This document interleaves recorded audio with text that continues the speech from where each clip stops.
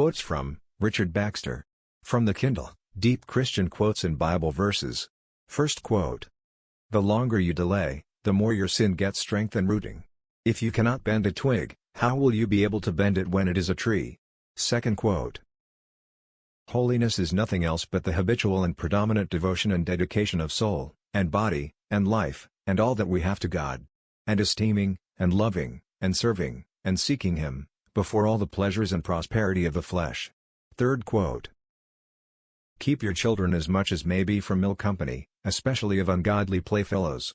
It is one of the greatest dangers for the undoing of children in the world. Especially when they are sent to common schools.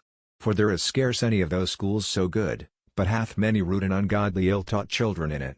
Fourth quote.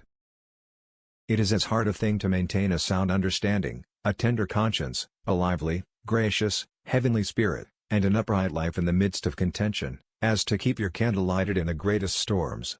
Fifth quote.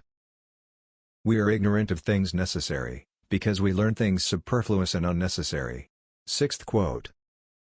It is past all question, and agreed on by all sides, that no religion will save a man who is not serious, sincere, and diligent in it. If thou be of the truest religion in the world, and are not true thyself to that religion, the religion is good, but it is none of thine. Seventh quote. I tell you again, God hath not ordinarily decreed the end without the means. And if you will neglect the means of salvation, it is a certain mark that God hath not decreed you to salvation.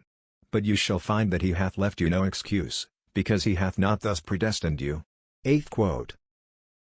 In our first paradise in Eden there was a way to go out but no way to go in again. But as for the heavenly paradise, there is a way to go in, but not way to go out. Ninth quote.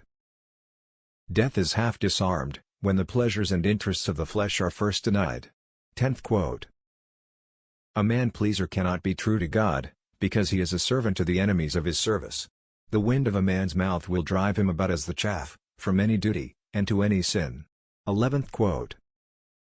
Oh, what a blessed day that will be when I shall stand on the shore and look back on the raging seas I have safely passed.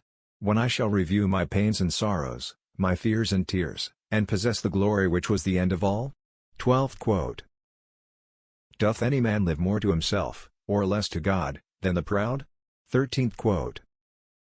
Our very business is to teach the great lesson of self-denial and humility to our people, and how unfit is it then that we should be proud ourselves.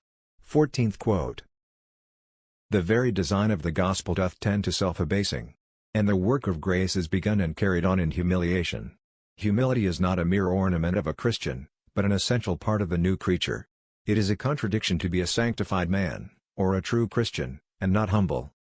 Thanks.